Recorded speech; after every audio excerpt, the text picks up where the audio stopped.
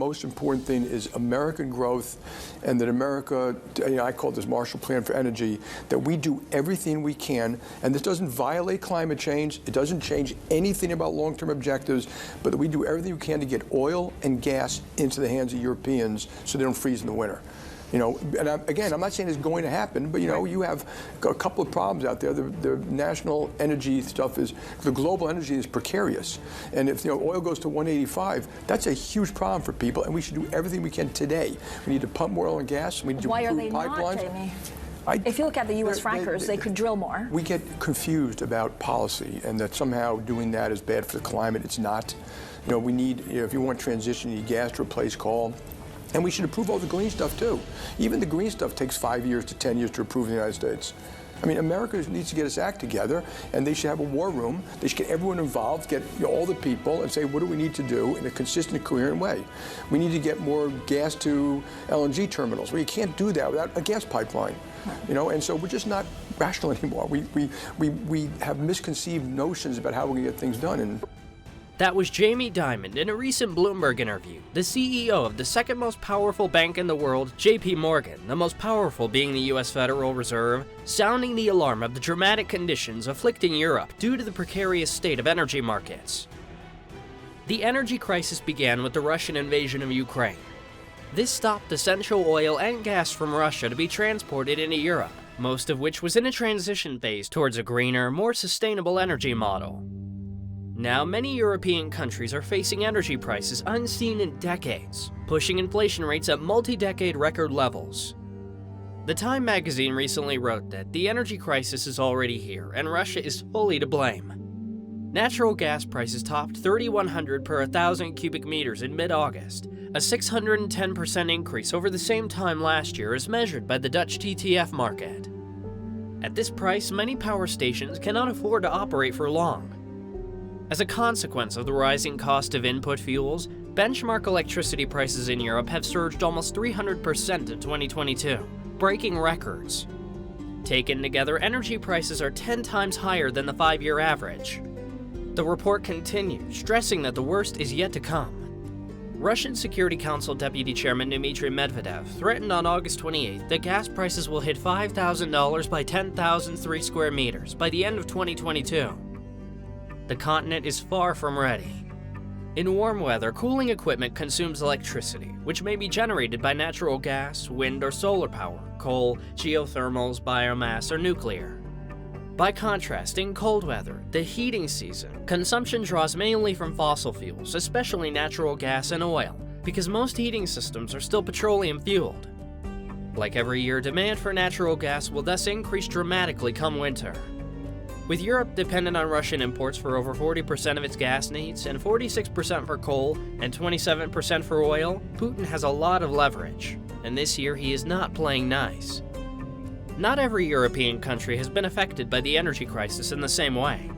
For example, Sweden has not seen a tremendous increase in its electricity bill so far, while Italy, Germany, France, and Spain have all been hit very hard. Higher energy bills mean rising overall inflation, which in turn means that consumers have less to spend, and businesses have more costs and less to invest, pushing the economy towards a deep depression. Some newspapers are already warning that high fuel prices could lead to social unrest across Europe this winter. There is a lot of truth behind these warnings.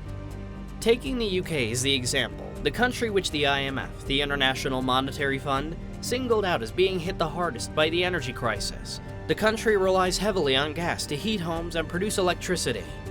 Gas is no longer a commodity, however, but a luxury. At the end of August, the year-on-year increase in gas price in the UK was 30 times. This affects the poorest in society the most. The developed world was already at a breaking point in terms of wealth inequality before the war broke in Eastern Europe and pushed energy prices through the roof. The Guardian recently wrote that the poorest 10% of UK households are expected to spend 17.8% of their budget on energy in 2022, while the richest 10% will spend 6.1%, the analysis found. The difference of 11.7 percentage points is by far the greatest disparity among the 25 European countries assessed. In France, the difference is 3.9 percentage points, and in the Netherlands, 2.5. The wealth gap cycle, periods of prosperity that occur after wars during periods of peace. There are periods of peace because there's a dominant power that no one wants to fight, and you have a prosperous period. And during those periods, there's a lot of development of credit, a lot of also expansion of prosperity and so on, technology development, and that creates wealth gaps. And those wealth gaps, and then along with those wealth gaps, values gaps and political gaps develop. So our wealth gap is now the largest since the 1930s. And the political gap is also very large. Wealth inequality and deteriorating living standards can lead to grave social unrest. Euronews posted the results of a recent pan-European survey, which showed that many Europeans worry that high inflation due to the current energy crisis would fuel social unrest, protests, and strikes. When living standards are deteriorating and small businesses are closing shop because their energy bills are too much to bear, frustration among the population grows. The risk of strikes and of protests, the risk of people refusing to pay higher energy bills, all these risks are real and growing. At some point in the near future, something will break. Some part of the economy and financial markets will give in, and the stage is set for a massive crisis. The long period of prosperity that began with the end of World War II is over. A new age is beginning, one of hardship, volatility, and geopolitical conflicts. The energy crisis afflicting Europe is just one piece in a giant puzzle of risks facing us. If you liked this video, please leave a like and subscribe for more content, and as always, don't forget to let us know your thoughts in the comments below. Thank you for watching.